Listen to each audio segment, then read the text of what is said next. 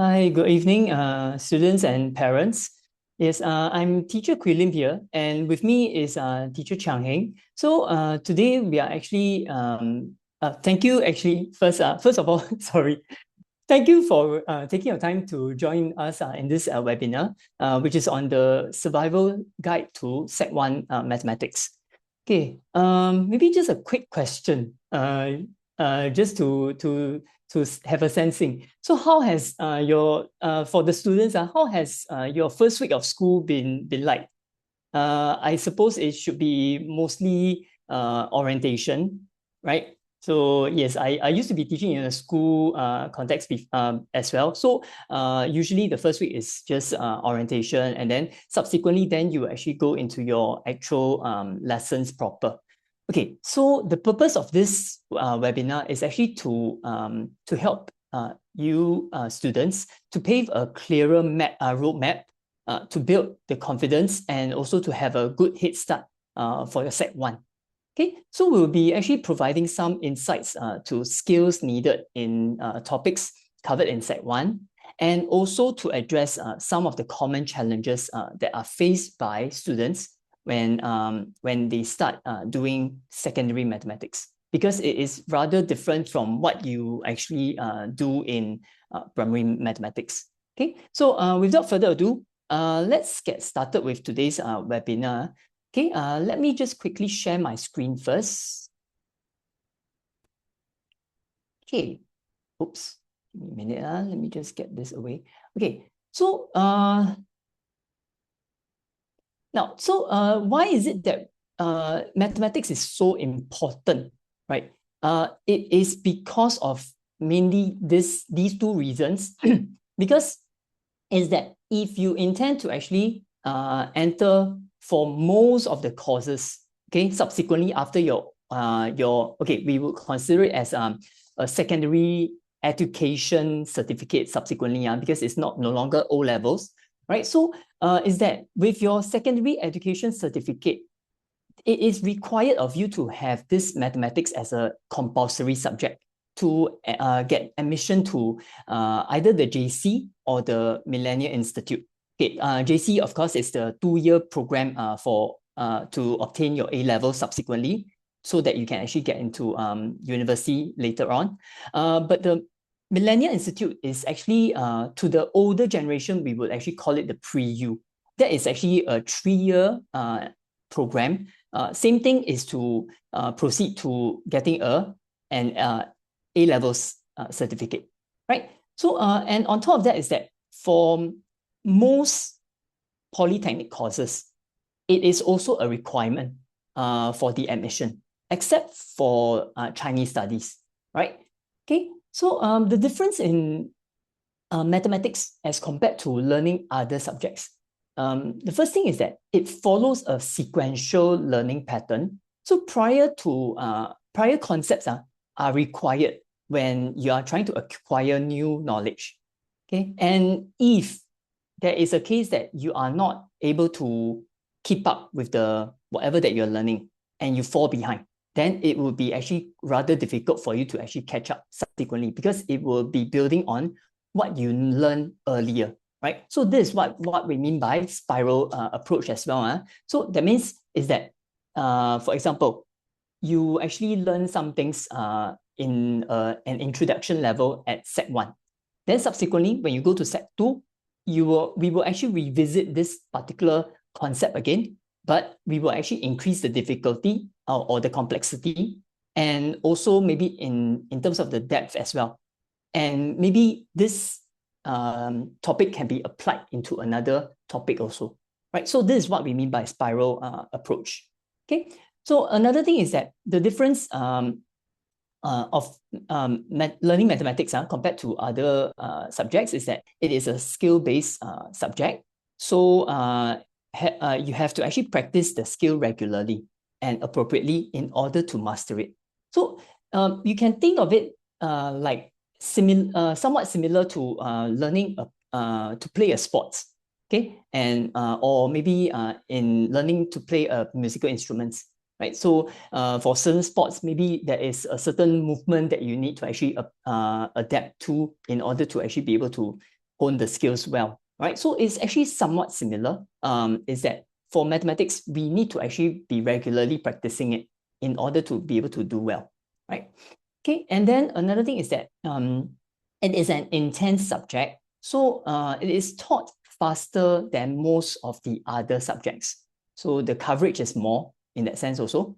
So approximately in secondary schools, approximately about 3 hours per week is actually allocated for the teaching and the mathematics lessons, right? So limited time. However, there is limited time that is given for each question in terms of the attempting the questions, and also the time that the teacher can actually go through the questions, right?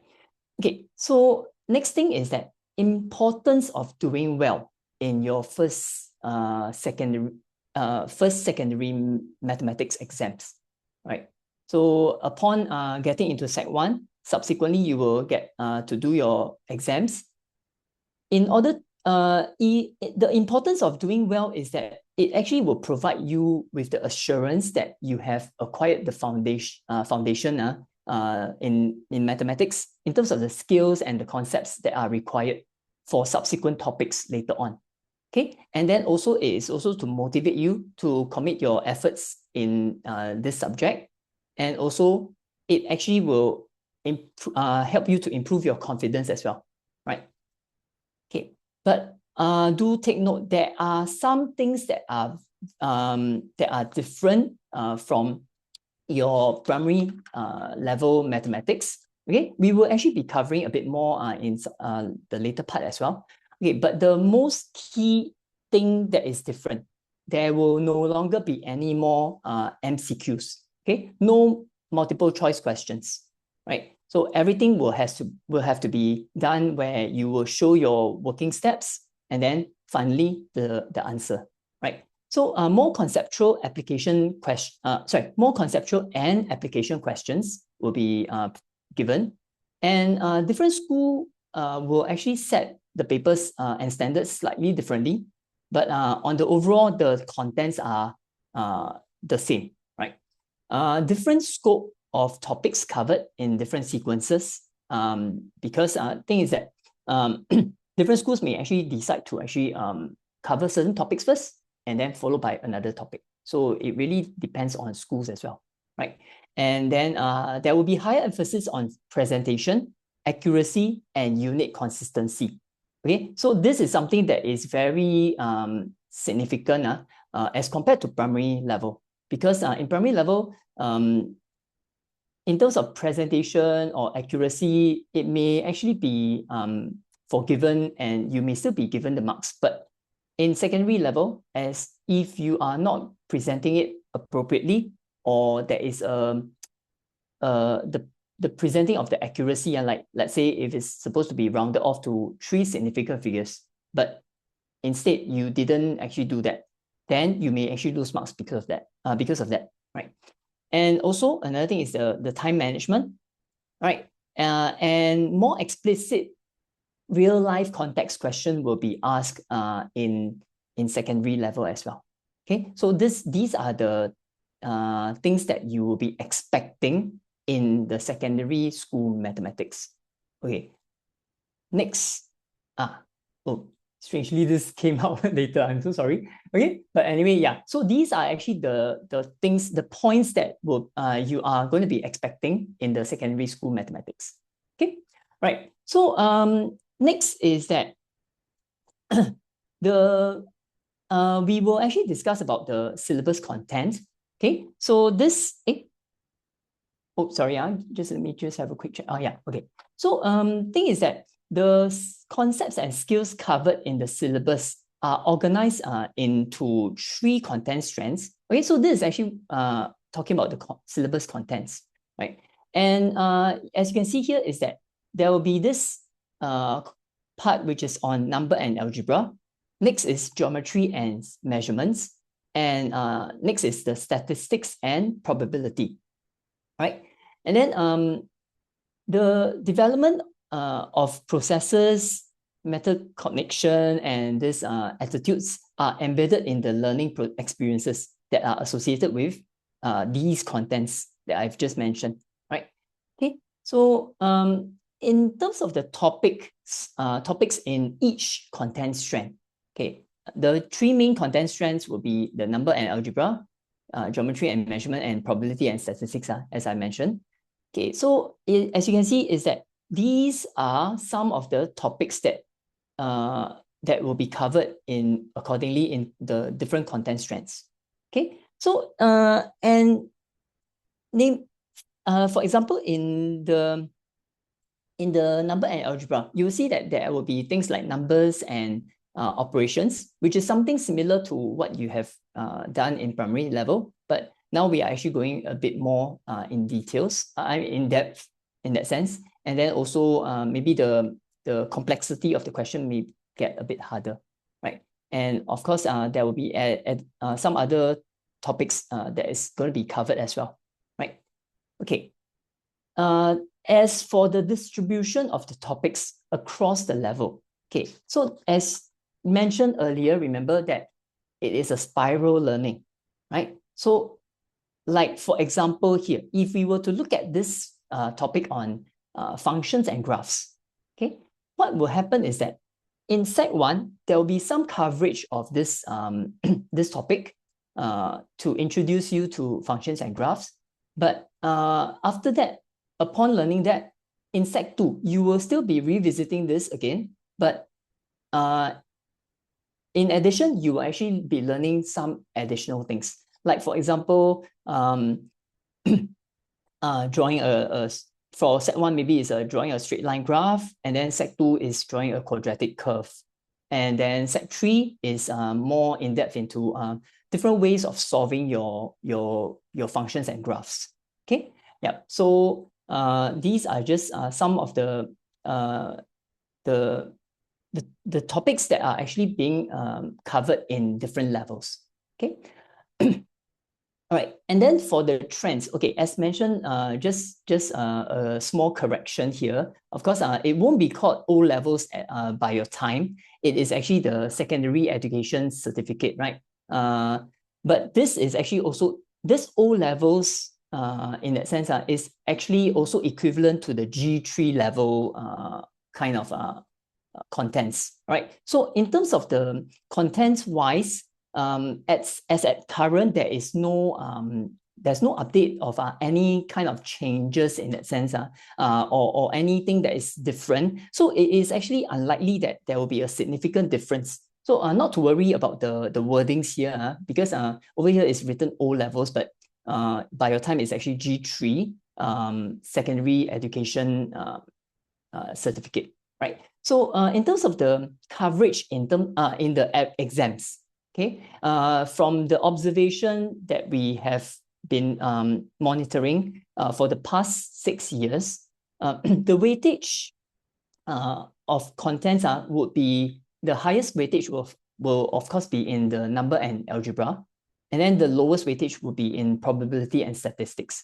Okay, so if you were to recall previous slide, if I were to shift back, you can see that in terms of the coverage, of course, it is quite obvious that because why the weightage is heavier is because there are more things that are being covered in the number and algebra, and also in geometry and measurement, right? So, and the percentage composition of it will be around 50 to 57% for numbers and algebra. Geometry and measurement will be about 31 to 38%, and statistics is about 9 to 14%. Okay, right. So this is the scheme of assessment. So meaning the in Sec 4, when you take your exams, your national exams, okay, this is actually the format as of now, provided there is no changes, because as of now, no updates of any changes in terms of the exam format. So this will be the how the duration is going to be like. Paper 1 is 2 hours and 15 minutes. Paper 2 is also 2 hours and 15 minutes. However, there's a slight difference in terms of the kinds of questions that you'll be receiving. In paper 1, it will usually be the short answer questions, which is about 26 questions. and candidates are required to answer all questions. And the weightage is, the marks is 90 marks, but the weightage is 50%. So it's 90, total is 180, but they will actually recalibrate it to 100%, right? So, and then for paper 2, there will be about 9 to 10 questions of varying marks. That means the allocation of marks may differ for each question, and also in terms of the length of each question. However, the last question is usually focused on real world context, real world scenario kind of question, right? So we will actually be looking into this in a little bit later on as well. Okay, so same thing is that this section, all candidates are supposed to answer all questions as well. Okay, so there won't be any kind of situation where you have a choice of certain questions to do and omit certain questions, right? Okay, okay. So in terms of the Sec 1, excuse me, is that in the analysis of the paper 1. Okay, so this is actually the analysis of the paper 1 between the years of 2016 to 2024. We would notice that the topics that are covered in the paper 1 is about 55% that is actually from Sec 1, Sec 2 topics, and 45% is actually from Sec 3, Sec 4 topics. So the more important part is that Sec 1, Sec 2 topics would be these few: algebra, mensuration, which is talking about area and volume, right? And then angles, triangles, and polygons, ratio, rate, and proportion, speed and percentage, numbers and its operation. So these are some basic mathematics that questions that you must score well in them. Okay. Right, then starting with mostly short 1 mark or 2 mark questions, then the questions will gradually be turning to a longer type from 3 to about 6 or 7 marks. Okay, so this is actually in paper 1, right? So students will have to learn to pace themselves and make sure that they score well for the shorter questions, testing on basic concepts. Okay, so usually the shorter 1 mark, 2 mark questions are usually the basic concept questions, and you have to really score them well, right? And the longer questions will be structured, or could also be a case that is subdivided into parts, which are generally interlinked. That means part A, after you answer it, you will have to link it to part B, and so on and so forth, right? Okay, and as for paper 2, okay, so for paper 2 is that it will actually consist of about 30% that is from paper 1, Sec 1 and Sec 2, and 70% is from your Sec 3 and Sec 4 topics. So the important Sec 3 and Sec 4 topics that will be covered here are equations and inequalities, functions and graphs, trigonometry, problems in real-world context, vectors, and also the Sec 1 and Sec 2 topics would be algebra and mensuration. Okay. Right. So for the questions, as mentioned, is that they vary in terms of the length. So it could be a case that shorter questions consist of about 6 to 8 marks, while the longer questions will be about 10 to 13 marks. Okay. So the last question will usually be focusing on some real world scenario. Okay. All right.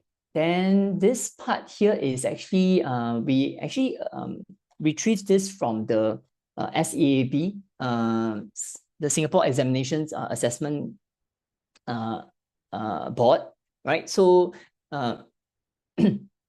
this is actually the topics that you will actually be learning in Sec 1. Okay.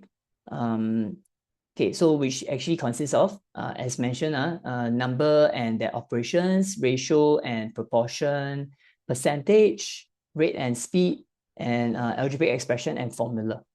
Okay, then moving on, the next one is that you will have things like functions and graphs, equations and inequalities, and then subsequently to this next one is angles and triangles and polygons, mensuration, and lastly is some data handling and analysis, which is actually in under statistics. Okay. Okay, let me just have a quick look. I think there was a question asked just now. Is that how much time should I use per question?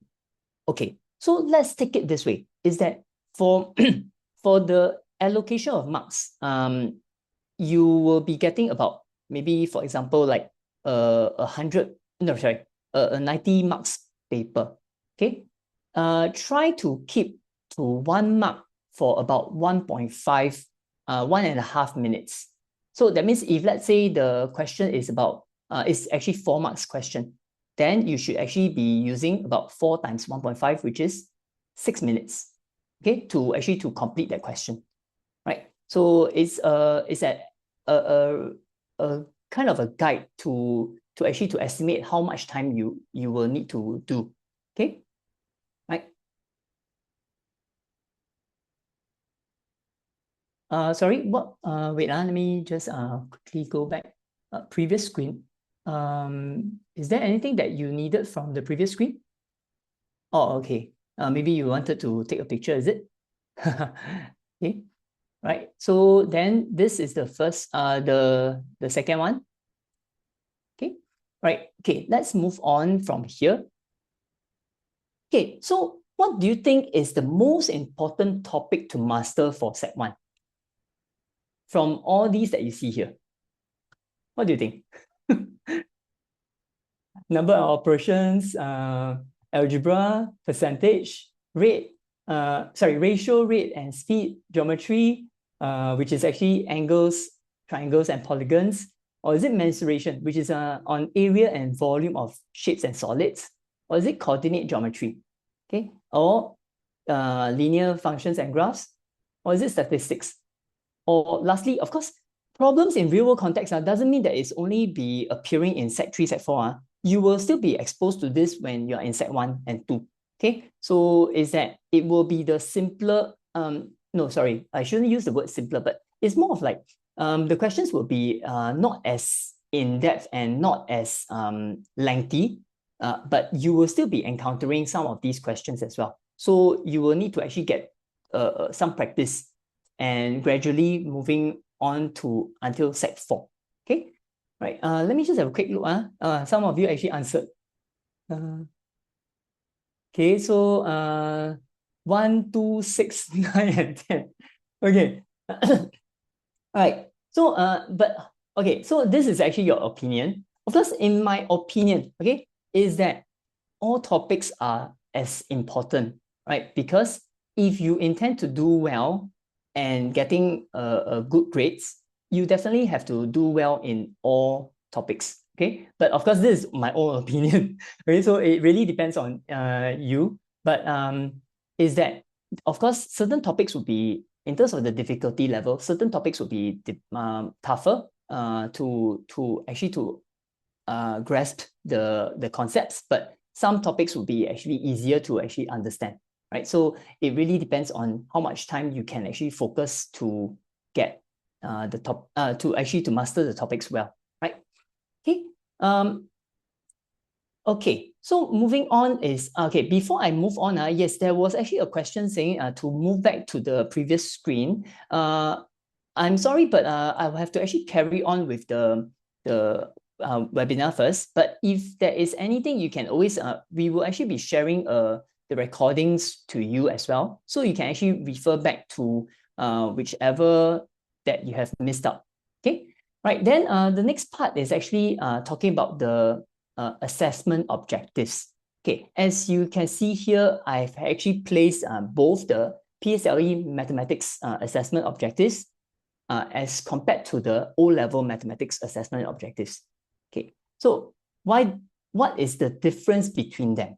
Okay, so for PSLE mathematics, the assessment objectives AO1, that means those questions that are of the simpler kind of questions, are usually those that recall mathematical facts, concepts, rules, and formulae.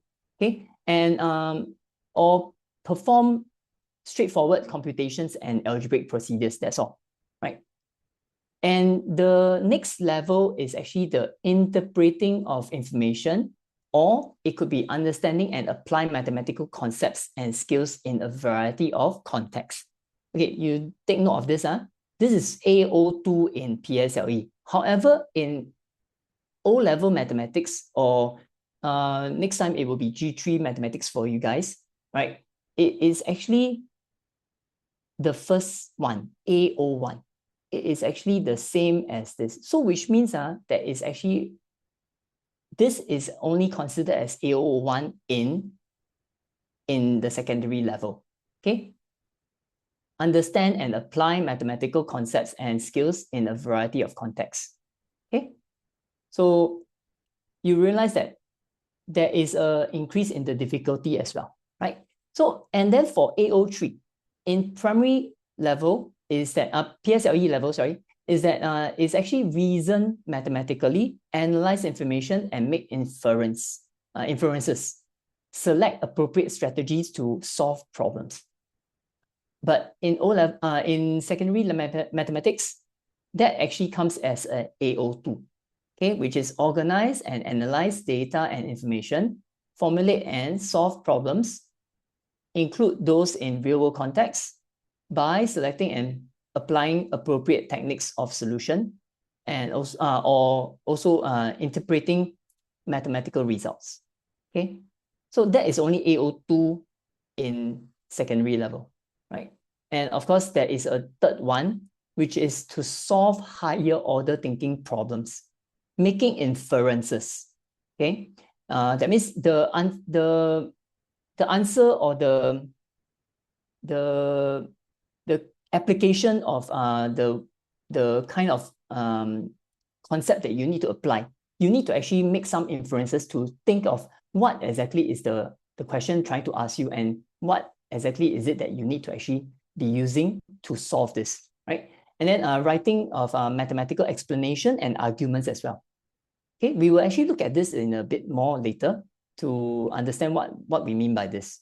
Okay, right. So for the lesson, the assessment objectives does not only be focused on just the G3, but G2 level as well. As you can see here, if you were to notice my mouse hovering over on the top right-hand corner, right-hand side, is actually written here O and NA level, right? So this is the the older streaming, where it's the O levels and the normal academic level. So which is actually your G3, and NA is G2.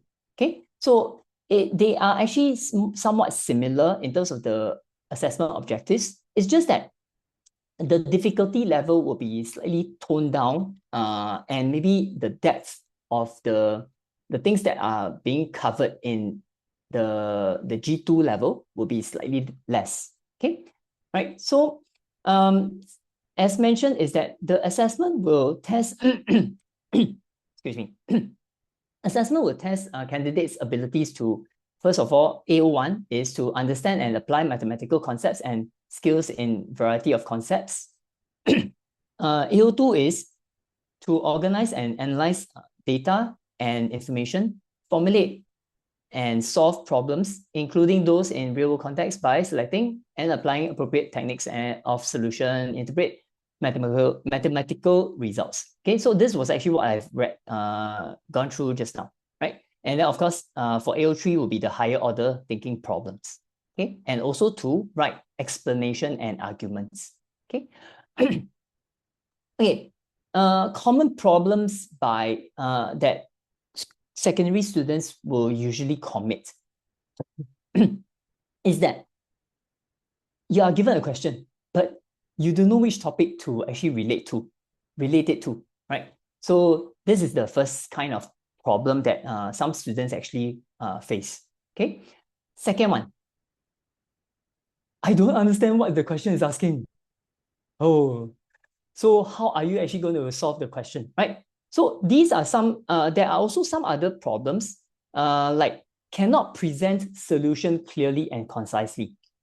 Okay, which is a very typical issue when you transit from primary to secondary, because you may have a tendency of writing very vague solutions, but because your answer is there, you will still get the marks. But in secondary level, no, not possible. Okay, you have to present your solutions step by step, very clearly, in order to get your marks. Okay, right? And then the next thing is cannot finish the assessment on time. Okay, so which means the time management wise, there is a concern where you need to actually make sure you know how to manage it well. Okay, and then lastly is overconfidence. I can actually use my primary school method, right? So why do I need to actually use another method? Okay, if you are using your old solutions to solve new problems, or okay, so this one maybe not really the case of primary school method to solve secondary school questions, but is that for all solutions, that means you have one problem that is given to you, you solve it with this solution, with this method, this is the solution, but you apply it throughout in the same way. It is not going to happen all the time. That means the question may actually be tweaked here and there. So end up, you will need to actually be able to decipher. That means you need to actually interpret it properly in order to actually answer it correctly.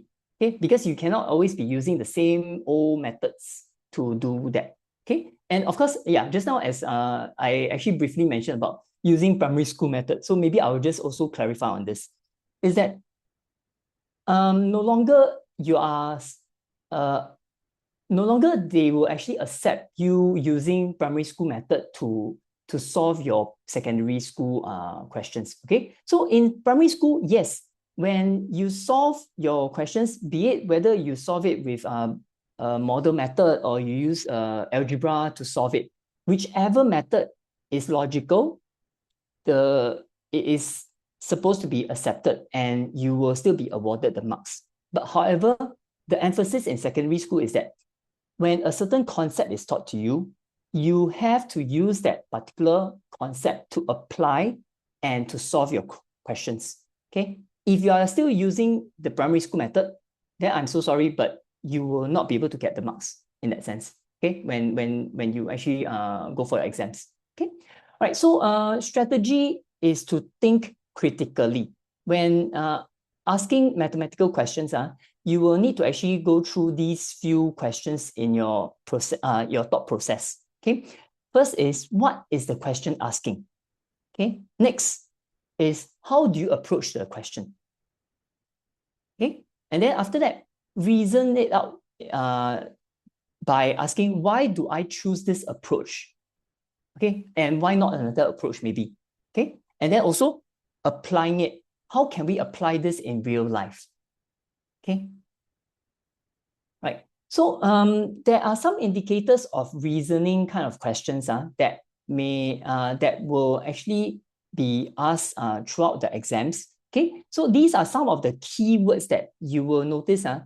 If you ever see such words, that means you will need to actually be able to apply this reasoning, which is the AO3. Remember the assessment objective, AO3 kind of questions. Usually these are the ones that will have these kind of indicators for the reasoning, like prove, determine, explain, justify, deduce, or state with a reason. Okay, right? So and you will see that in the past years, what we have here, as you can see, the 2018, 2019, 2020, and 2021, what we mean here is actually the exams, the national exams in the O levels. There are actually about, okay, maybe we just take a look at 2021, which is the nearest, is that it's about 5 marks that is that is using this word explain sorry, or I should rephrase it. Using the word explain, this kind of questions will actually consist of about 5 marks in total, right? And then those that you need to compare there is about 2 marks that is covered here. And for suggest and justify, this kind of keywords in the question, it actually consists of about 7 marks. So in total, it's about 14 marks altogether, right? Which is actually quite a significant amount of marks, because if we want to consider whether we get the A1 or A2, right? So there's actually, it will actually affect quite substantially, okay? Right, so a familiar example of Set 1 kind of questions. So these are actually taken out from the past year papers. Like for this one is actually in paper 1, 2021 paper 1. The volume of a cuboid is 1,200 cubic centimeters. And the area of the largest face is 150 cubic centimeters. So the dimensions of the cuboids have integer values, and you are to find the dimensions of the cuboid. Okay, or another question here, which is in 2019, paper 1 as well. Number of people in a cinema is given as 400. Correct to the nearest 100. Write down the minimum number of people that could be in the cinema at this time. Okay, so you can see that these two questions, I suppose at this stage, you would definitely be still more or less be able to actually answer, or maybe, okay, maybe I should correct myself.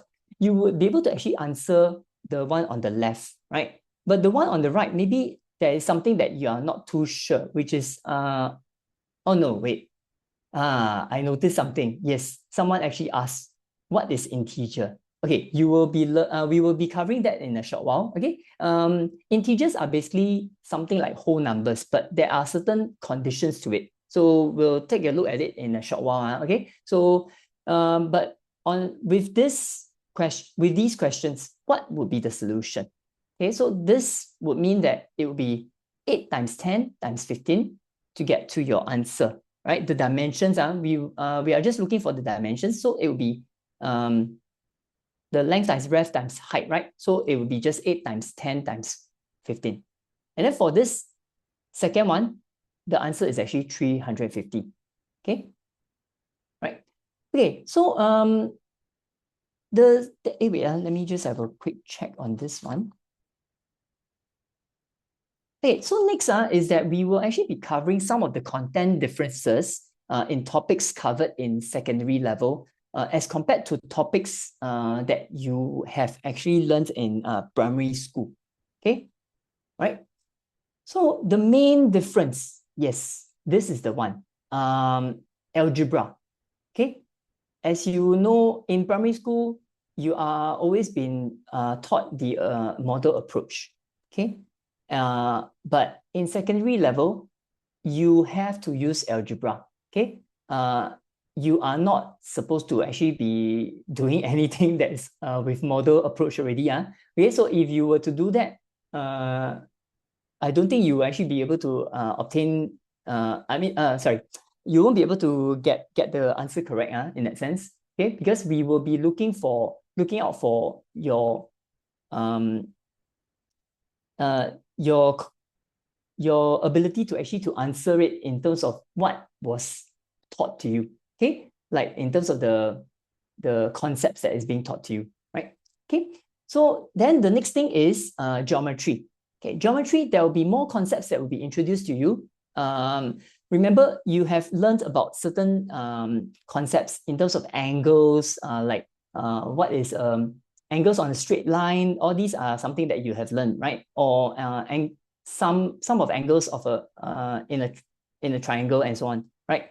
But now we will actually be covering more concepts, and which is in terms of visually, experimentally, inductively, and inductively and also deductively. So what do we mean by this inductive and deductive? Okay, so inductive, basically it means that we will actually develop certain general conclusions first, and then we will need to actually deduce it. That means we will need to prove that our conclusion is actually really true. Okay, so this is something that will be a bit more covered in the upper secondary level, okay, in terms of the proving and so on, right? Okay, and then on top of that is that, as you can see in this diagram, find the value of x. We will actually be integrating some algebra elements into geometry as well.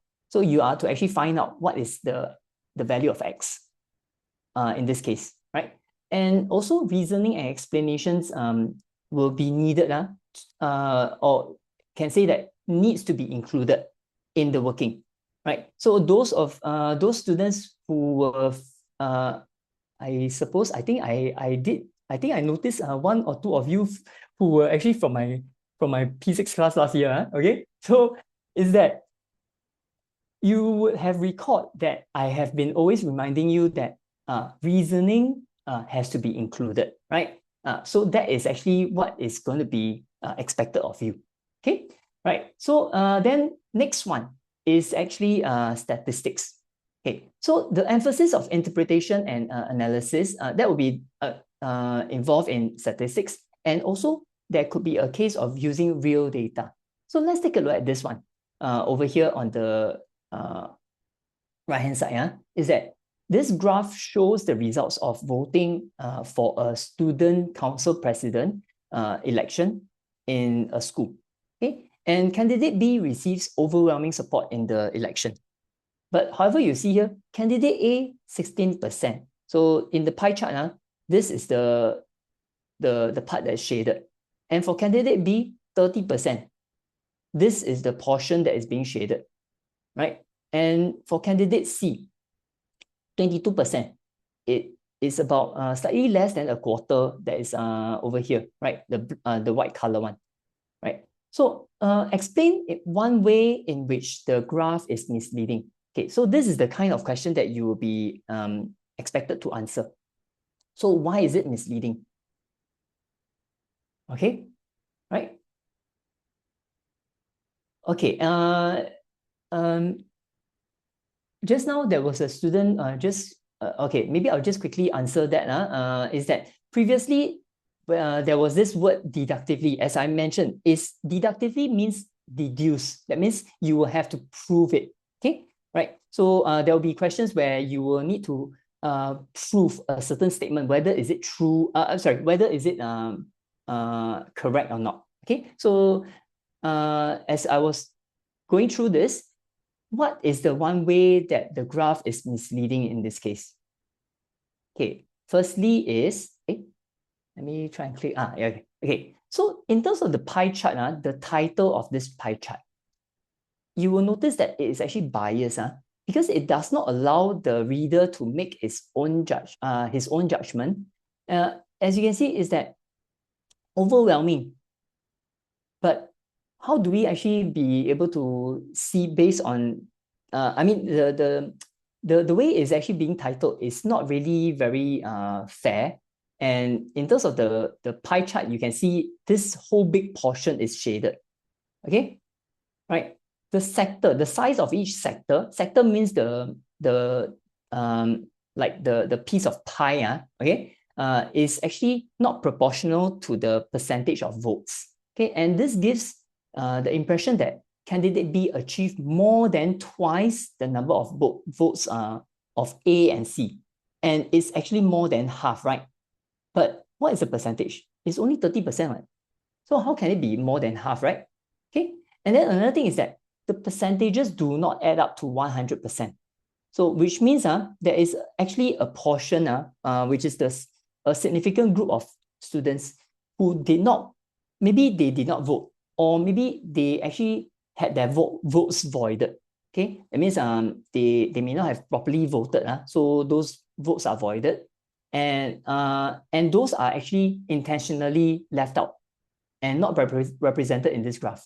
So this would be considered as misleading. Okay, right?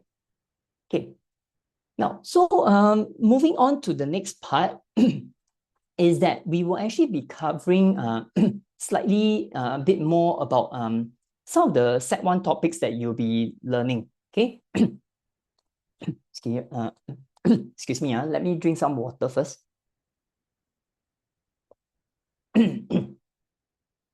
Okay, so first topic that we'll be covering for today, for this evening, will be this prime numbers. Okay, so you are given this question. A number has 8 factors, exactly 8 factors. 2 of the factors are 8 and 20. List all the factors of the number. Okay, so if this was asked, this was given to you in primary school, how would you do it? I suppose you may actually use guess and check, or maybe you will actually list all of the numbers down, right? In order to actually be able to get the answers, right? So can you give it a try? What do you think will be the answer here?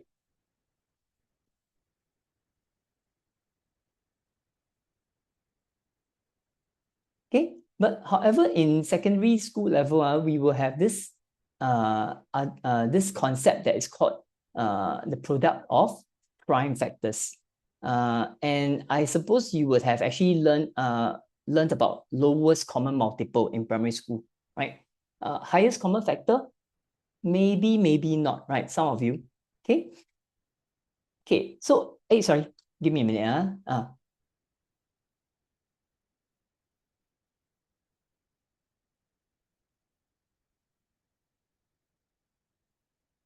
Okay, so let's go into this part. So if we were to actually try and do it in the secondary level, okay, we will actually need to use this concept of prime factors, okay, which is actually different from what you have done earlier in primary level, where you will just have to list them out, or you may actually do a guess and check to actually find what are all the factors. Okay, but in secondary level, this is how we can work it out.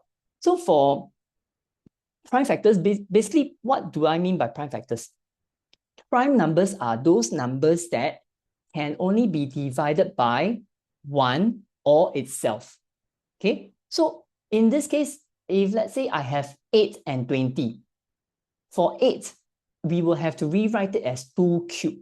Okay, 2 times 2 times 2, which is 2 cubed, and 20 will be 2 times, 2 times 2 times 5, or we rewrite it in index notation. Okay, so this is actually another term that you will hear more often later on, is index notation. So this, what you see here, 2 square times 5, is actually in the index notation, where when you actually write it in this way, we can actually next find out what is the smallest possible number of, which is the LCM of 8 and 20, which in this case will be 2 cubed times 5, and that will be, the answer will be 40. Okay, why is it that is 40, 2 cubed times 5? For lowest common multiple, based on the index notation, we will take the largest of each of these prime factors to be multiplied to get to the answer, right? So for this one, it will be 2 cubed as compared to this 2 square. This one is larger, right? So this 2 cubed, I will then multiply by 5 to get 40. Okay, so since 40 is the lowest common multiple, we can also express this in this different ways. 1 times 2 cubed times 5, which is 1 times 40, or it could also be 2 times 2 square times 5, which is 2 times 20. 2 square times 2 times 5, which is 4 times 10, and also 2 cubed times 5, which is 8 times 5. So you can see that now we actually have all the factors already, which is, we will list it out: 1, 2, 4, 5, 8, 10, 20, and 40. Okay, so this would be how you would actually approach solving your questions in secondary level. Okay. Okay, then just now I saw some question, is it? Okay, so it's actually answered already. Okay, now, so moving on, this next one is actually on real numbers. Okay, so what do we mean by real numbers? is actually when we talk about positive and negative numbers. Okay, so for example, we have this scenario here where we are given this table that shows the temperature in a number of cities at noon on a particular day.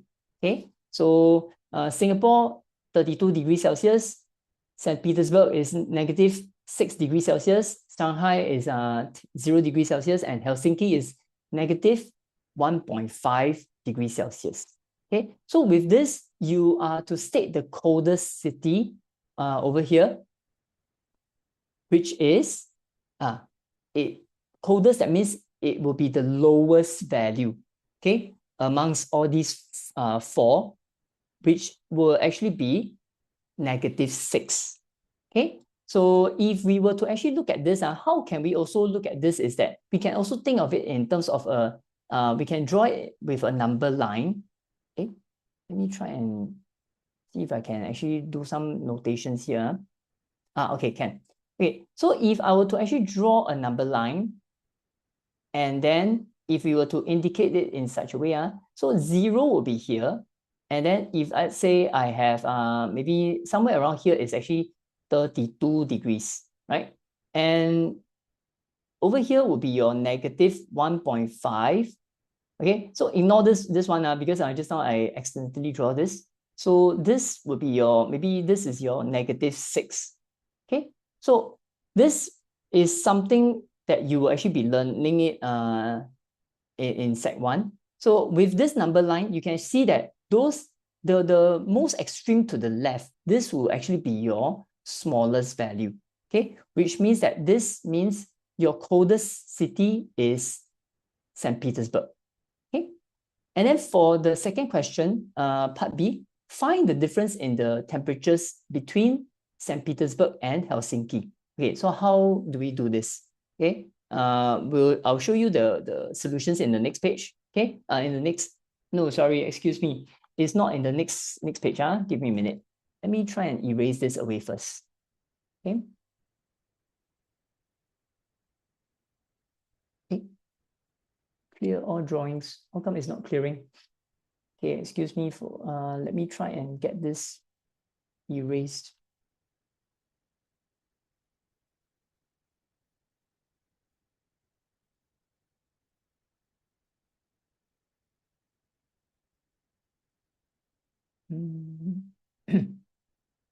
Okay, eraser. Okay, let me erase this first. Okay.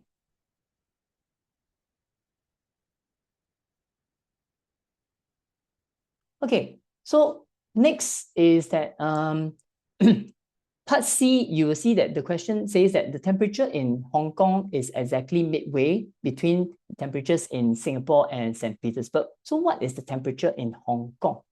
Okay, so we can actually look at this in terms of the difference for St. Petersburg and Helsinki. Is it?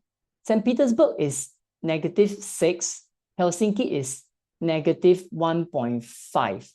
So which means for that one, the difference is actually going to be this is not the, okay, excuse me for that. Okay, so we'll actually be using a number line like what I've shown you just now. That one was in a horizontal way, but we can also show it in the vertical way, which actually, if you were to look at it in terms of what you see on a thermometer, okay, it is also somewhat similar where it's actually drawn in this way. Okay, let me just quickly get this to the correct pointer first. Somehow this is actually giving me some problems.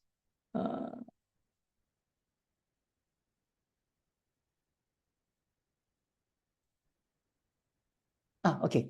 So for the difference in the temperature for St. Petersburg and Helsinki, okay, so St. Petersburg is -6, right? Part B, sorry. Okay, let me get this changed to pen first. Okay, so for part B is that you have this -6. How do we find the difference? We can actually use -6 and then I will subtract the -1.5. Okay, so this you will actually learn in more details subsequently. Okay, so I'm just briefly showing you the working. Okay, so this means that it will actually become -6 plus 1.5, and that will give me -4.5 degrees, right? So that is actually the, or is it the other way around? Okay, excuse me. Let me rewrite this. Okay, so this actually, I think I should actually be writing it this way, so it's actually clearer for you to see. Okay, so in terms of the difference, okay, sorry about that, because it's actually asking for the difference. So which means I can actually use -1.5 minus -6, and the difference will then be equals to negative 1.5 plus 6, which gives me 4.5 degrees Celsius difference. Okay, so this is actually the difference. Okay, okay, sorry about that. Just now I actually wrote wrongly.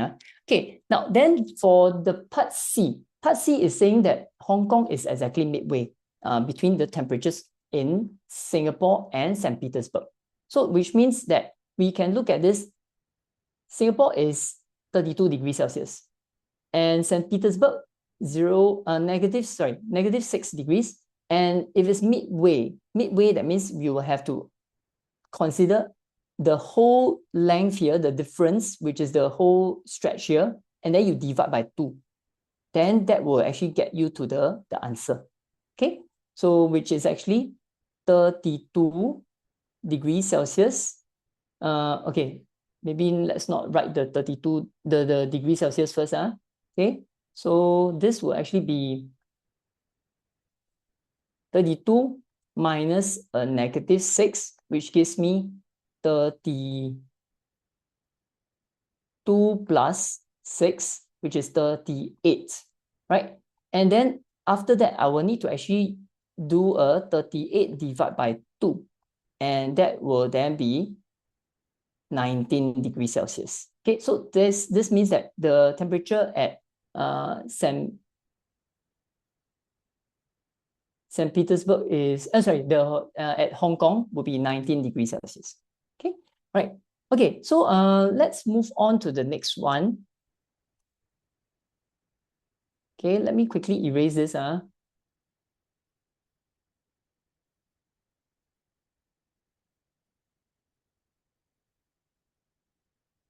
Okay, now moving on, next one, estimation and approximation.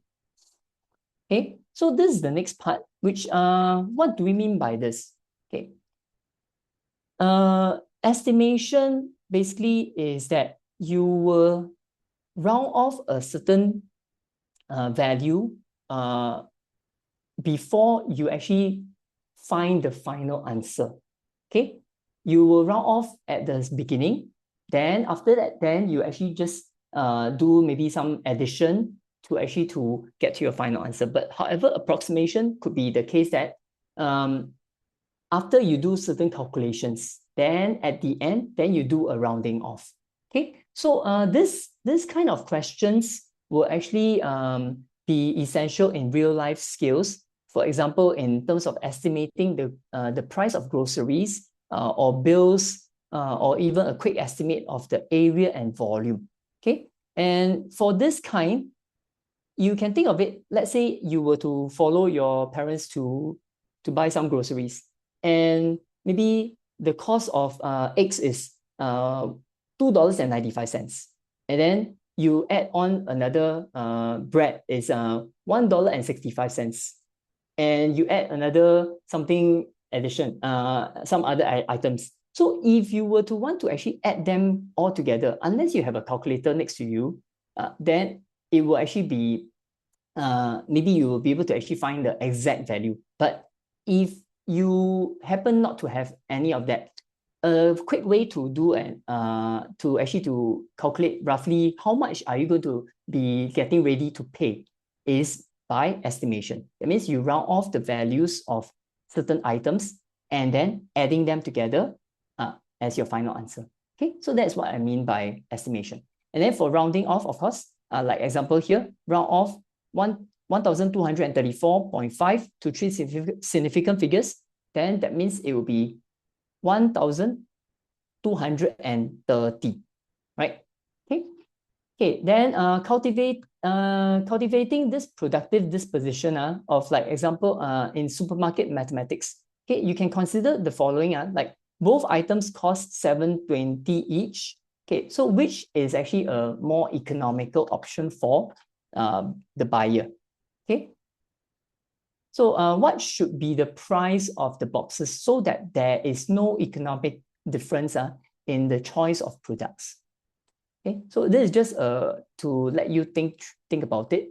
Okay, consider this. Okay, right. Okay, so the next part is actually on numbers and algebra. This part I will actually pass it over to teacher Chang Heng to continue on, right? With the subsequent part, subsequent slides. Okay, so let me stop share first. Okay. Okay, Ken. Thank you, Teacher Quilling. Yes, I will continue with the second part for tonight's evening session here. Okay, so let me share my screen. Okay, so as mentioned by Teacher Quilling, I will be continuing with the parts on numbers and algebras. Okay, as mentioned earlier by Teacher Quilling, okay, so numbers and algebra is actually a very big topic covered in secondary schools. Okay, so it's very important, okay, to know what exactly is numbers and algebra. And algebra, okay, is something that we are going to focus on in secondary school. Okay, so here, okay, so just for a quick start, okay, these two examples here are actually taken from the past year papers. Okay, and you do see that, okay, these two questions here, okay, it's not really very unfamiliar to you guys, right? You guys have seen contexts like this in primary school, right? For example, if you look at the one for this one, on the left one, okay, you see that they're asking you about ratio. Okay, ratio, you have learned that, right, in primary school, correct? And you should be able to solve this kind of questions, okay, because you have already know how to work out ratio questions. And on the right side, okay, you can also see that it's on percentage rate, right? So if you want to solve these two problems, I believe at this point of time, you guys should be very familiar. Okay, it's not something that is totally so difficult until you cannot solve the questions that are set in secondary school here. Okay, so if you all want to have the try, you can go ahead and try these two questions. Okay, so here there's the answers. Okay, I believe you guys have no issues, right, with solving this type of questions here. Okay, you have seen this in your primary school too. Okay, so if you want, you can take a snapshot. Okay, you can try out the questions on your own during your free time. Okay, so we have another two example here. Okay, so you look at the left one is saying about, okay, we are having some big numbers here. Okay, we have very big numbers, 7 millions. Okay, these are numbers that you may not encounter that often in primary school, right? Okay, although y'all have are expected to learn numbers to meet 10 millions, right? Okay, but these numbers are very big. Okay, so usually in secondary school we give bigger numbers. And at the same time, okay, when you look at this, okay, it says that by 2018, the number has increased by 140.6%. Okay, so although you have a percentage, but usually the percentage does not have such big numbers, right? So in secondary school, okay, the concept that you all have learned in primary school, okay, is still the same. It still applies. Okay, it's just that we are working with bigger numbers, correct? So the numbers that you're working with has no limit now. So it can be very big numbers like this, 7 million. All right, 7,6,990,000. Okay. So, but the concept behind is still the same. Okay, as long as you know how to apply your rounding and also your percentage that you have learned in primary school, you shouldn't have problems solving all these type of questions, right? Okay, the right one also, okay, the right one, okay, we have introduced a new concept here called the simple interest rate in secondary school. Okay, no worries, but this will be covered in the topics that you're going to learn in secondary one. Okay, so this will be discussed in details. Okay, but things like rates, okay, rate you all have learned in primary school too, percentage, right? Okay, so the only new things that you will be getting to know is to how to find, because there's a formula for finding simple interest rate here. Okay, so you'll be shown with more kinds of formulas, okay, to find different types of um, problems here, okay, involving percentage and rates. Okay, so here, okay, I have the answers also. If you're interested, you can also try to work out, okay, to see whether you can find the answers on your own. Okay, so these are actually things that you guys have been seeing. Okay, so now, okay, what's happening here in secondary one is you will be introduced to more algebra. Okay, in P6, okay, so in your primary school course, okay, most of the time you are introduced to the model method, right? Drawing bar models to solve all the types of word problems.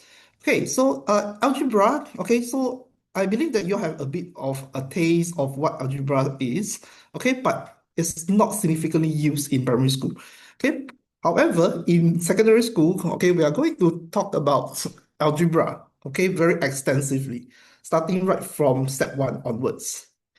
Okay, so the new things that you will see in set one, okay, things like substitution. Okay, so substitution is things like, okay, if you have an algebra, you all know what algebra is, right? It's an unknown x.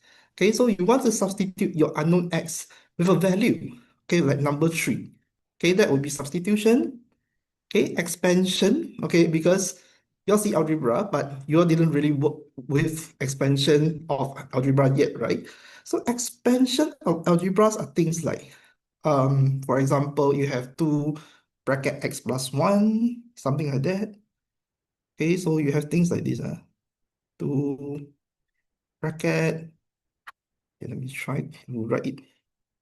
Okay, two x plus one, something like this. Okay, so you will try to expand out to something like this. Okay, where you times your 2 to x times your 2 to 1 to get this kind of expression here.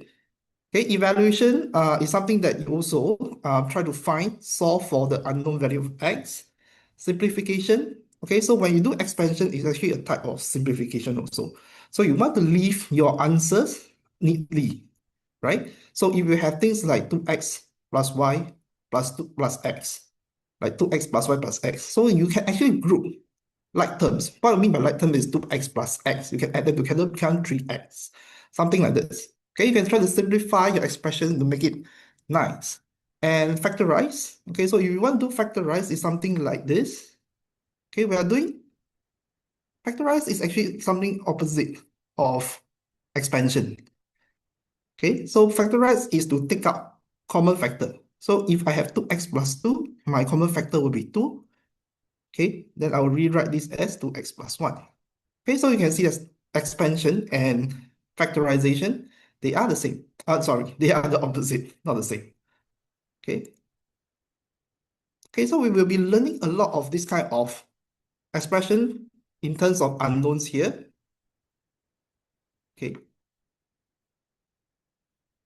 So, okay, so as mentioned, we will be looking at a lot of algebra here. So if you look at this slide here, okay, so we will be introducing a lot of things like letters or all the letters that you can represent in the alphabets here as an unknown or what we call the variables here. Okay, variable means this value can varies.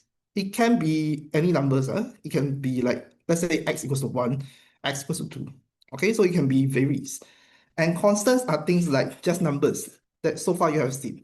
Like for example, if you look at this 4p plus 2, the p is the variable, 2 is the constant here. Okay, constant means it's a fixed number, will not change. Okay, so we will learn things, okay, anything that you express in unknowns, for example, 4p plus 2, right? Okay, if you look at here, it shows you some examples. Okay, the meaning, it means that it's a mathematical statement consists of number, operators, and variables. Examples are things like x plus 3y, 3a over 2b, etc. Okay, so these are things that we call expressions. And equations, okay, equations simply is just you write this expression and it equals to something, a number, for example. Let's say x plus 3y equals to 0. Okay, that will be an equation. Okay, equation must have an equal sign inside. So, okay, so here we actually do the balanced approach. Okay, I mean by balanced approach, okay, I will show you later. Okay, what I mean by the balanced approach. Okay, it involves shifting of the terms around in the equation so that to solve, okay, your equation here. Okay, expansion. Okay, I did show you a bit of expansion just now, and also the factorization. Okay, factorization is actually the opposite of expansion. Okay, so these are actually some of the mathematical language, okay, that you will need to learn, okay, before you enter the world of algebra here. Okay, of course you need to learn a new language. Like for example, if you go to a foreign country, right, you need to learn the language so that in order to interact with the people there, right, the local people there. So it's the same thing. Okay, so you need to learn how to use algebra as a language, okay, so that you can use it to solve all the algebra problems here. Okay, so I won't go into details. Okay, these are all the things that will be covered. Things like the like term, unlike terms, constant. Okay, so this is a rough idea of how the algebra expression and equations looks like. Okay, so example. Okay, as mentioned, x plus 1. Okay, so there's an unknown x, right? And there's a constant 1. Okay, so when you have an unknown and a constant, it makes out an expression here. Okay, so notice that you cannot solve any values for x here, okay, because it's equal to nothing. It's just an expression. It's equal to nothing. Okay, once you put x plus 1 equals to 0 here, okay, it becomes an equation. Okay, once it becomes an equation, then it makes sense for you to solve for a value for x here. Okay, because now x equals to something, right? Just now this x plus 1, they never say it equals to anything. But this x plus 1 equals to 0. Okay, so if you want to solve for your x, what do you think the value x is? Okay, what plus 1 give you 0?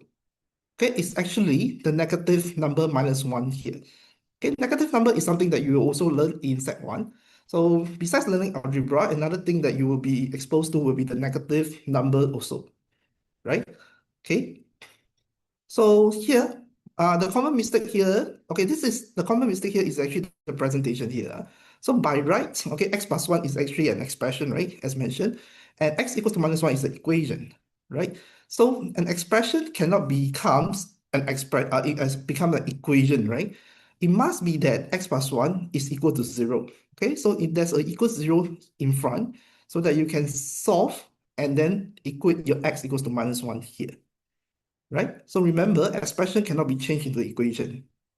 Okay, do note the difference between expression and equation. Okay, so just now, the very first slide, okay, I talk about the balanced approach, right? So what is the balanced approach? Okay, so when you look at here, okay, we have this equation x plus 2 equals to 5. The balanced approach must be applied to equations. Okay, it's not applicable to your expression here. So when you look at this, x plus 2 equals to 5. Okay, so if I want to balance, right? So I want to remove 2 from the left side. Okay, let's say I remove 2 from the left side. So I minus 2. I know plus 2 minus 2 give me 0, right?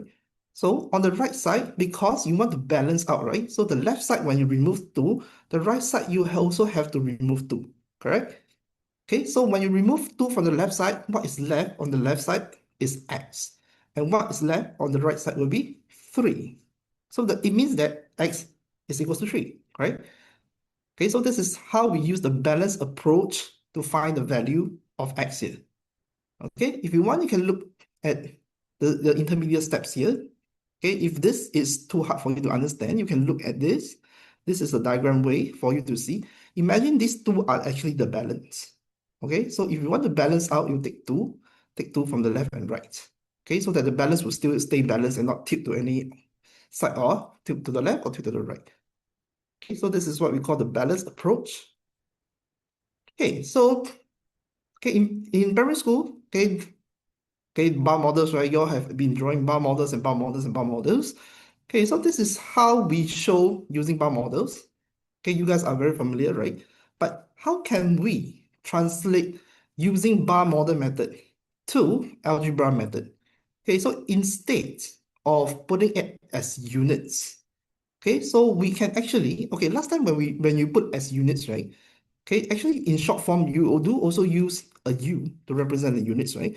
So here, instead of seeing it as a unit, okay, we can also see it as an algebra, a letters or an unknown, right? Or a variables here, okay? To use this as our equation here.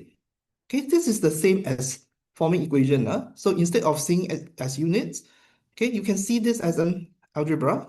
Okay, so we are actually technically solving the same thing here, right? It's actually not something very new to you guys here.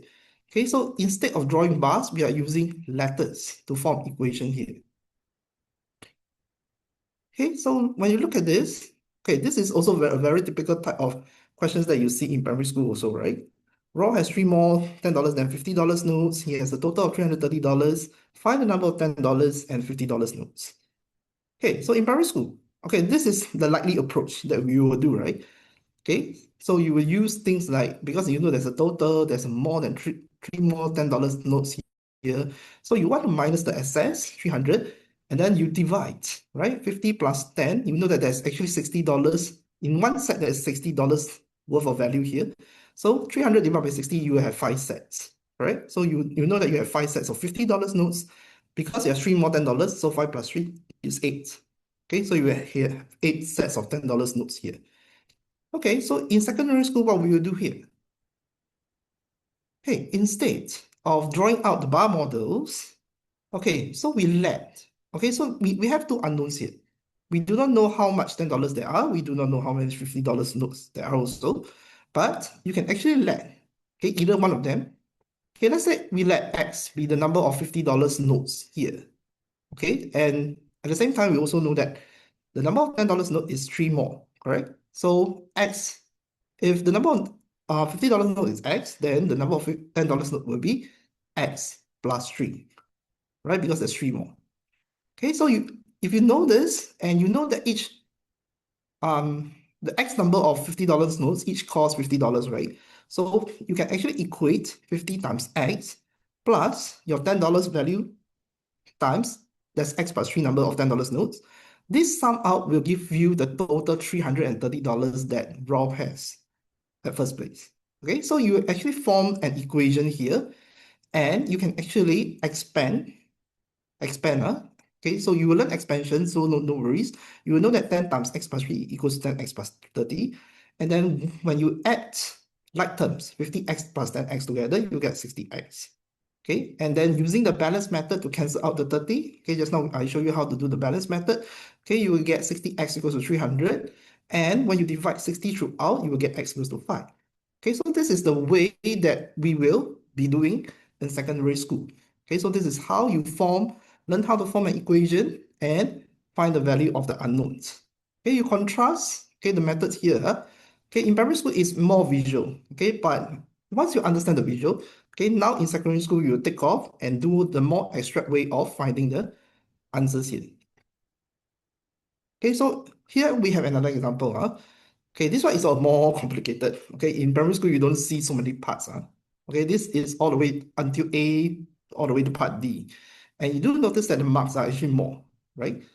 Okay, so here the marks is 6 marks here. Okay, it's no longer like 3, 4, 5 marks that you see in primary school. So we have longer marks questions here. Okay, these are the type of questions that you will see in O levels. Okay, but anyway, so for now, because you're in Sec 1, Sec 2, so you will not be exposed to such long questions yet. But eventually, okay, eventually you will see these type of questions here. Okay, so you do see that, okay, they will emphasize to you, okay, you no longer will be using your bar model method. Instead, you have to write down expressions in terms of x. Okay, so these are actually algebra way of solving the questions. So you need to form your own equation, okay, based on the given context here. Okay, if they tell you the total value of the coin in the second bag is 50 cents, more than the total value of the coin in the first bag, so these are the information that you need to translate words into equation here. Okay, so if you can see, this is how we translate. Okay, 200 minus 5x. Okay, because it says that it's 50 cents more than. Okay, so don't worry. Okay, this 205x is actually the expression that you find in part B. And also 5x plus 120 is actually the answer that you find in part C. Okay, so they will help you. They will sort of still guide you here, okay, to help you form the equation eventually. So what it means that you actually needs to make use of the earlier parts, right, to help you form the equation for the last part here. Okay, so numbers and algebra is not the only thing that you see, although we say that it has the most weightage here, but graphs are actually something that you guys will learn how to plot. Okay, so there's something because last time when you are doing the graph chapters, okay, you only expected to read and interpret graphs, right? So in secondary school, okay, besides incorporating, okay, just now teacher Billy also mentioned about this real world context. Okay, so this real world context will be also covered in most of the time we will actually incorporate a lot of real world context into the questions here. So one of the common one is the money exchange. Okay, money exchange context here. Okay, so this type of graph, okay, you will still be expected to read. So in primary school, you are reading and interpreting. So now we will go into more real world context type of questions to read and interpret here. Okay, so the example here is a conversion between Singapore dollars and the pound sterling here. Okay, so you can read the graph. Okay, linear graph. Okay, you guys have actually learned a bit of how to read line graphs, right, in primary school. So okay, so this is not very difficult. It's just that now that with a lot of precisions here, so now we may need to read, okay, graph in smaller units here. Okay, when you look at the graph here, actually, you are expected to read between the numbers. So things like you see, for example, okay, they ask you to find the number of pounds sterling converted from $200. Okay, $200 still not that bad because 200 is labeled. Okay, so you can read that. Okay, it's about 500 Sing dollars, right? Okay, but when you look at part two, $160, right? Pound 160. Okay, you're expected to read. Okay, so you need to know what does the small square represents here. Okay, so you need to read the small numbers, 160. Okay, it's actually one small square above 150. Okay, so you need to read this carefully here. Okay, it's about 400 pounds. Okay, so you are expected to read, okay, the small grids here also. Okay, so as mentioned, okay, so instead, besides only reading and interpreting graph, okay, you look at this, you are expected to answer the whole question on a piece of graph paper. So you have to take out a fresh sheet of graph paper here, and you are expected, okay, to read the problems, and they will give you a function here. Okay, this function, this equation here, okay, is in terms of an equation, v equals to minus 0.5 t plus 12. Okay, and they will give you a set of values, a table for you to plot. Okay, so you are supposed to plot your V, okay, on the y-axis, T on the x-axis. So you are expected to plot all these points using the grids here. Okay, so this is something that you need to learn in secondary school. And usually, okay, not to worry, they will actually give you what we call a scale. Okay, they will tell you how big, how small you are supposed to draw the graph. Okay, okay, things like this. Using a scale of 1 cm to represent 1 minute on the horizontal axis and 1 cm to represent 1 meter cube on the vertical axis, okay, you're supposed to draw out the straight line here. Okay, so this is a new skill unlock. Okay, so in secondary school, you are expected to make sure that you know how to draw. And of course, okay, after drawing, okay, as mentioned, they will give you the scale here. Okay, you also need to interpret, okay, what we mean by the gradient. Okay, so gradient, okay, so for info, okay, gradient actually will also be covered in secondary school, so not to worry. It's actually what we call the rise over the run. Okay, so it's actually how steep the line is. This is a calculation of how steep the line is. Okay, but this one will be taught in school, so not to worry. So you will learn things like how to plot graph eventually. Okay, another topic, angles. Okay, also not new, right? Angles you have been learning in primary schools. Okay, so you have actually learned some basics angles rule, right? So like for example, sum of all the angles in a triangle is 180 degrees, right? Things like corresponding angles. Okay, so we will move on to learn more, right? More properties of angles here. Okay, so for those who think that angles is easy, okay, so good news lah. I mean, if you really think angles is easy, then okay, this will be continued in your secondary school. Okay, so and in secondary school, okay, the reasoning part is actually very important.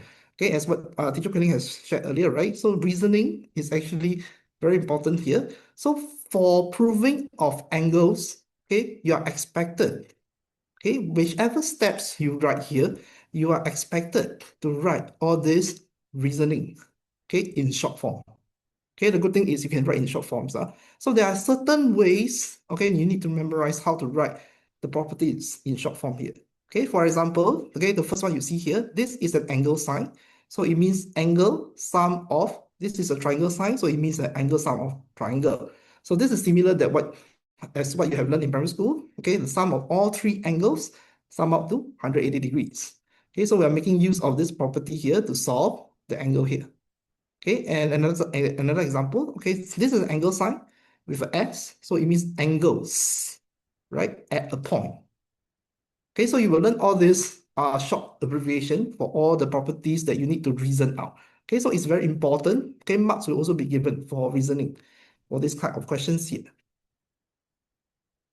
Okay, so the main difference. Okay, just now I said it's almost similar, right? So if you can solve angles question in primary school, you should be able to solve angles in secondary school also. But of course, okay, the requirement here is there are actually more reasoning type, mathematical reasoning type of questions and higher order thinking questions here.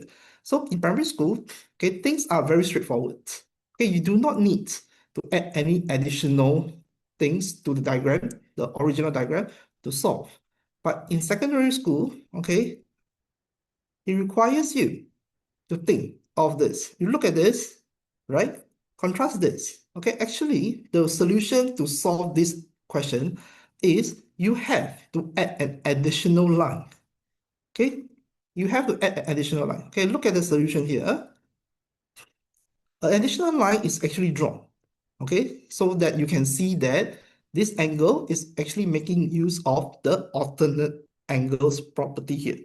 Okay, you need to draw a line that's parallel to OP, LM here. Okay, so this is a higher order one, higher order thinking questions, but you need to use your own, okay, own additional line to guide you, to help you to make use of the property here to solve the questions. Okay, so it's no longer so straightforward. Everything is spoon-fed nicely for you in the diagram so that you can solve everything nicely in the diagram. So here, okay, you need to think. Okay, think of ways to help you to see and apply the properties here. Okay, statistics. Okay, so this is actually, we talked about the numbers already, algebras already, geometry also. So the last part that I'm going to cover is statistics. Okay, so statistics. Okay, as mentioned, the importance of reasoning and justification is more focused nowadays. So here, when you look at this graph, okay, so just now we also see a misleading bar pie chart earlier also, right? Okay, the reason why it's misleading for the pie chart is because things are not represented 100%, and also the title, okay, is also not represented well properly here. Okay, but what is misleading in this line graph here is, what do you all notice about the y-axis here? What do you all notice about the y-axis?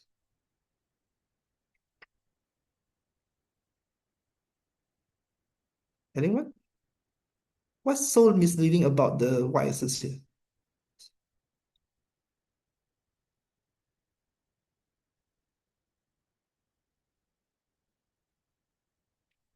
Okay. Okay, so actually what is misleading here is, okay, so let's say, okay, you look at the context. The context is about the rapid fall of newspaper circulation. Okay, so it's trying to show you, okay, this is actually a zoom in graph here. It's only trying to show you that, okay, there's a drop of about 1.52 millions to about 1.25 millions in the subscription of the paper. But eventually, okay, even in 2016, there are actually still 1.25 millions of subscribers here. Okay, technically speaking, okay, that's a drop, yes, but it's not that rapid, right? The word used here, rapid, is actually not justifiable here. Okay, it's quite misleading here. It's not really a rapid, okay, because there are still eventually 1.25 million subscribers here. Okay, it's not that it falls from millions to zero within years. Okay, so you do notice that it does not start from zero, right? The graph does not start from zero. So what the graph is showing here is only part of the whole view, right? So if you want to plot from 0 to 1.6, okay, this drop is actually not that significant as what it has been shown here. Okay, because has been purposely zoomed in and it's not showing the zero here. Okay, so if you want to say about rapid fall, you should show people the overview and show people that it drops close to zero. Okay, that will be what you mean by rapid, right? Rapid fall in the newspaper circulation here. Okay, so the vertical axis does not start from zero, and the decrease in the newspaper circulation is exaggerated. Okay, it's trying to make the percentage fall more than what it actually is, right? So imagine if you try to start from 0 to 1.6, you will see a line that is quite straight, right? Not as great as this, okay? Not as a great decrease as this. So this graph is misleading. So you need to interpret, okay? You need to know how to interpret this type of graph and reason, okay? Give reasons like what I have said or what you have seen here in the slide here. Okay, so this is a skill that you need to learn in tackling all these kind of real world problems in secondary schools. Okay, so more of this real world context here. Okay, as you can see, okay, we will need to solve a lot of problems, including things that you encounter daily life, like your travel, your excursion plans. Okay, so things like what is the budget that you have to set for your travel and excursion plans, transport schedule, like maybe you need to take like two buses to transport from your school to your house.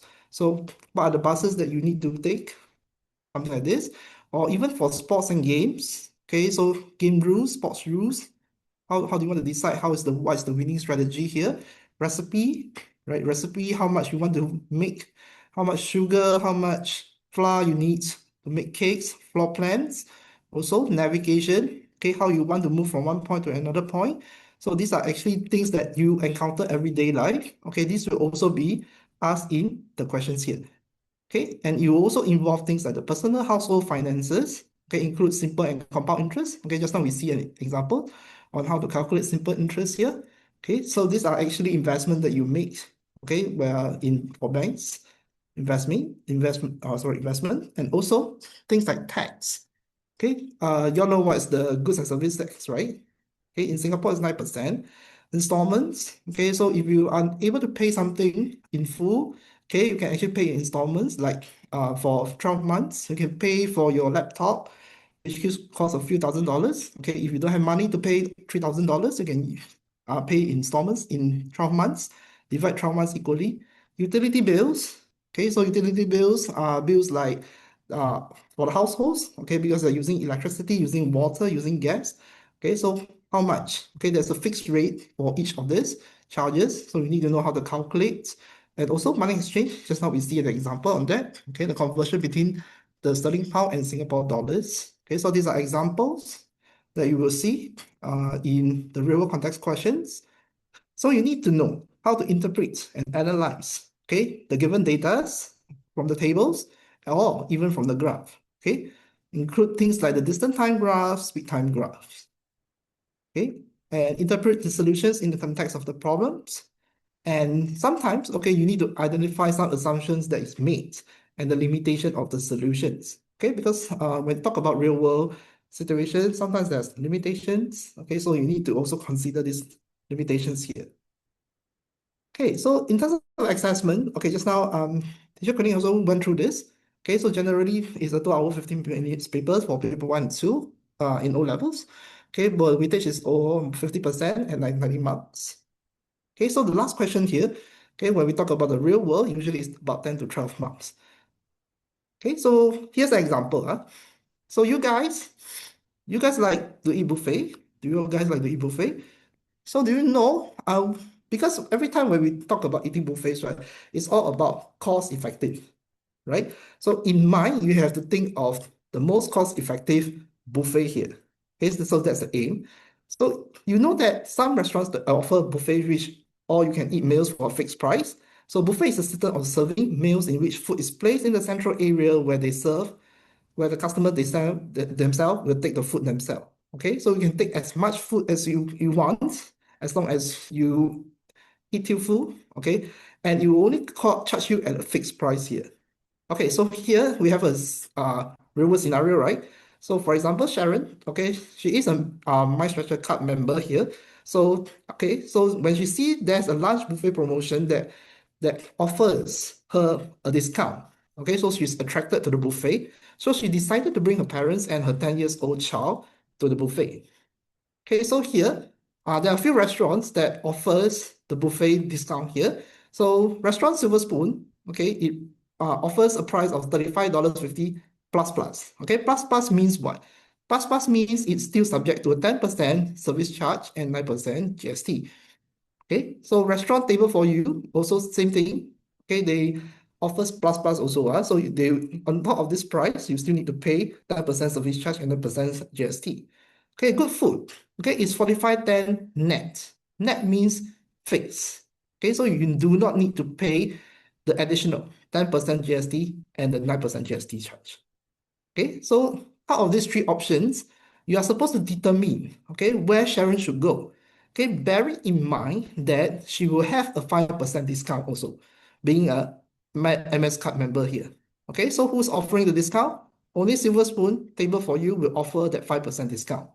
All right. So, which means, okay, so you need to understand, okay, how to calculate. Okay, so, okay, not to worry. Okay, so during the course of your secondary school, okay, we will be exposed to such questions and you will know how to calculate in real world. Okay, so by right, okay, if Silver Spoon and Table for you, they offering a 5% discount, so you should do a 5% discount on the price stated here. Okay, and then after that, because there's a plus plus, means after you calculate the 5% discount on these two prices, you still need to add a 10% service charge, and on top of that 10% service charge plus the cost that you calculated, you still need to add another 9% GST. Okay, so this is how it should be calculated. Okay, imagine if you are not exposed to, okay, or because most of the time your parents are paying for the buffet, right? You're not the one paying, right? So you may not be able to understand how the calculation works here. Okay, so this will be also taught, right? To help you guys know how to calculate all these kind of real world problems here. Okay, so of course, after you do the calculation, okay, because bearing in mind, we're talking about cost effective. So the cheaper one should be the option that you should suggest Sharon to go to. Okay, so you must compare the cheaper price. Of course, okay, also you have to bear in mind things like what? Because it's a parents are senior. So you need to search for the right category here, right? Parents senior, a child is under this category.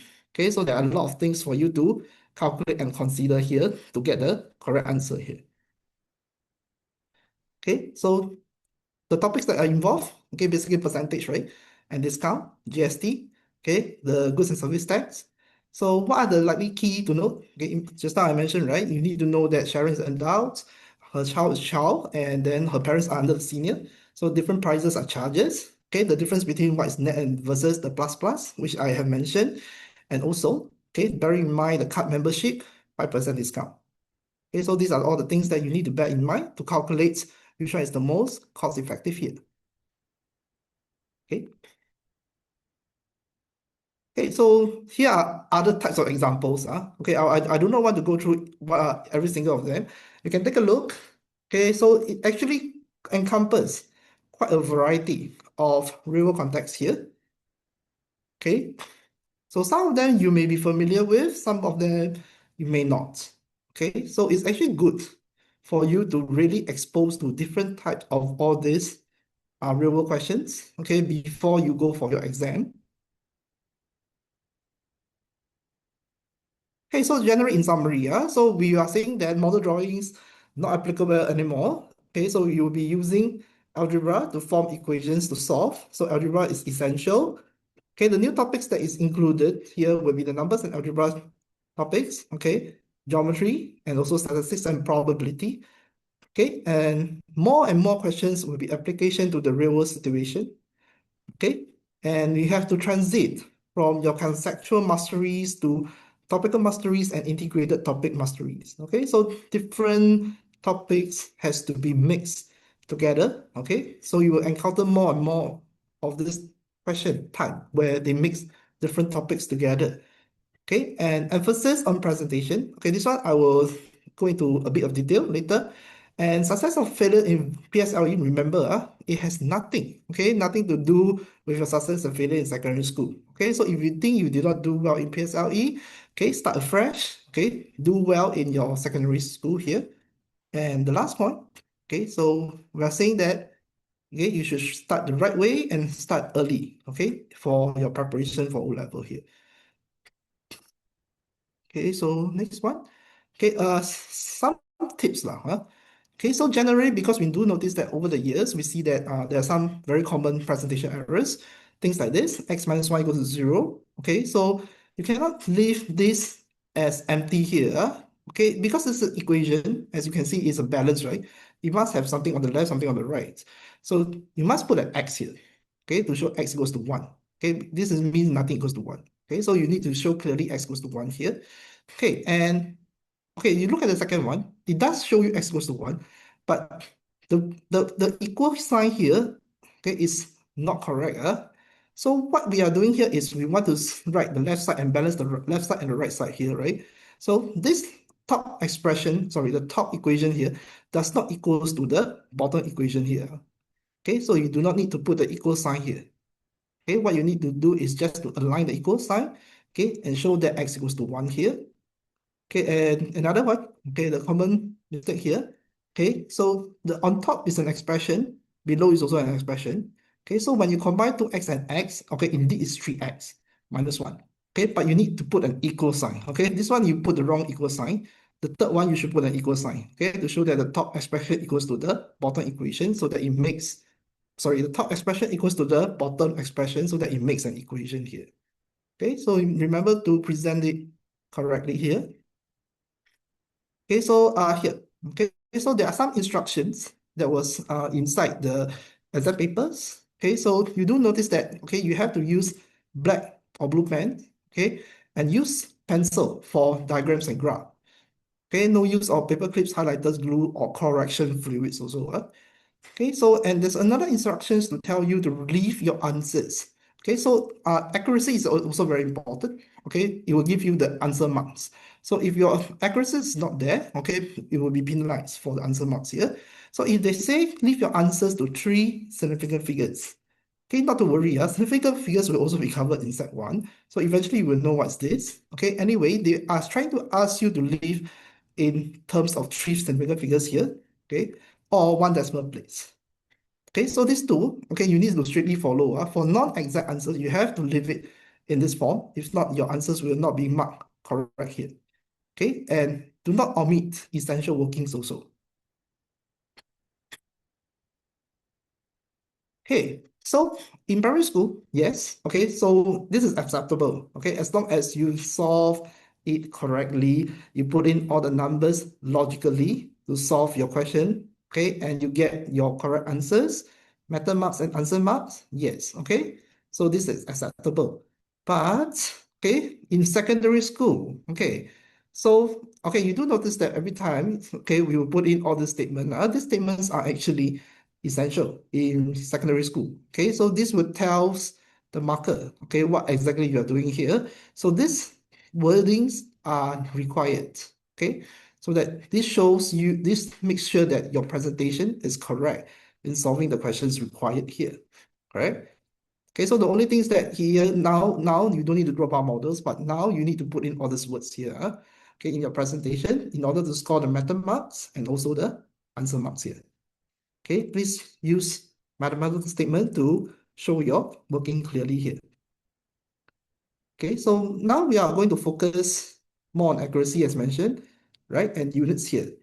Okay, so the correct accuracy, correct degree of accuracy of your answers and also the correct units, okay, is required. Okay, so, okay, and for math, yes, there's a lot of formulas. Okay, so in primary school, you have already learned a few formulas. So in secondary school, there will be more, all right? There will be more formulas to memorize. Okay, but not to worry. Okay, one good thing here is there are some formulas are actually found in the exam sheet here. Okay, so this is actually taken from the O level, right? This is the O level formula sheet here. Okay, it does show you some formulas here. Okay, especially okay the mensuration part where there are formulas that shows you curved surface area and volume and area and sector area. Sector is for circles. Okay, so there are actually some formulas, okay, that you need to make sure that you know what are the formulas that will be provided in the exam. Okay, for those that are not provided, okay, so you still need to memorize, right? Okay, so if you look at this, you don't need to memorize the pyramid, right? Okay, pyramid, okay, sorry, yes. Okay, pyramid is not given. Okay, spheres given, quadratic, okay, quadratic is not here. Okay, so cosine rule is also not here. Okay, only the sine rule is given. Or cosine rule, this one, okay, is given. Okay, so you need to know, okay, what are the formulas given and not given. Okay, so that you memorize the correct one correctly here. Okay, so okay, so as you know, right? Okay, so for O levels, basically, paper one, paper two, that you can use calculators. So since you can use calculators, so make sure that you make use of the calculators to the fullest here. Okay, so okay, we're not saying that you use calculators and skip writing the workings. You still need to show your workings. Okay, but however, you can still use the calculators function to help you check the answers. Okay, so in order to okay, in order not to make the careless mistake here, sometimes because when you're busy calculating, okay, or sometimes you read the numbers wrongly. Okay, so maybe okay, the safety net here is okay to make sure that you have ample time to finish your questions during the exam. And when you have extra time, okay, it's advisable that you can use your calculator to help you check your answers. Okay, remember that, so it's very important so that you don't make any careless mistake in your calculation. Okay, so with that, I have actually shared all the things that you will see in secondary schools. So, do you have any questions, be it for me or for teacher Quadim here?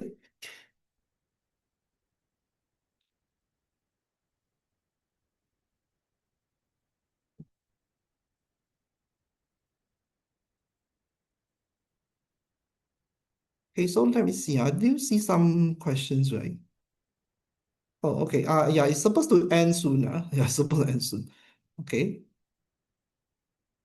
So, anyone has questions?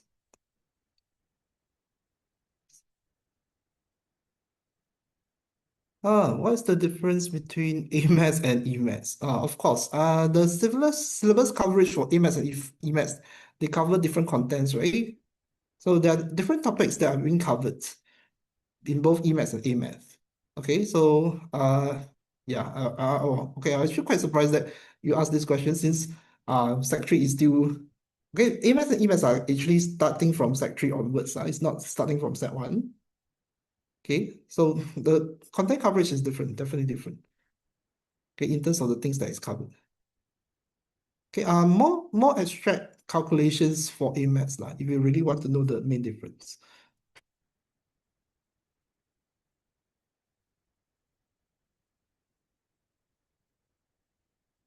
Any more questions that you guys have? Okay, is there anything else you want to add? Mm, yeah, actually that's all. But anyway, just maybe just to add in a bit more regarding the AMATs is only being covered in Sec 3 and Sec 4. So at the moment, you don't have to actually worry about that first. So in order to actually be able to get to do AMATs, then you will need to actually be able to do well in your Sec 1, Sec 2 maths first. Right? Then that's where you can actually be able to consider taking up additional maths, right? So else it will only be just what we mean by e-maths. So e-maths is actually basically the mathematics subject itself only. Okay. Yeah. So let's see. Is there anything else? Right. So if there's nothing else, yeah. Hey, wait. Just have a quick look. How come like suddenly like there's some? Oh, okay. Okay. There's one more. If I take A-Maths tuition, do I still need to take E-Maths? Okay, so it's actually two different subjects altogether, in that sense, but of course it will still involve your basics, right? So it really depends on individuals. It would be good if you can actually take both, because the coverage is different. Okay, like the topics that are covered is different. So doesn't mean that you do well in A-Maths, that means you will do well in E-Maths as well. Okay, so that is also something that you may want to consider. Okay, and then also, how many marks do you need for A-Maths? Okay, this one actually also depends on school. Okay, but on the overall is that if let's say you get something like definitely you have to pass your mathematics in set 1, set 2, but maybe around like 70 or 65% and above. So it really depends on school. So some schools may actually be a bit more um, uh, they can actually be considering you to be in the A-Maths where if let's say you were to get around 65 and above, but some schools, they may actually only expect students who actually get 70 and above, then they will be allowed to get into the A-Maths subject, right? So really depends on school. Okay. Anything else?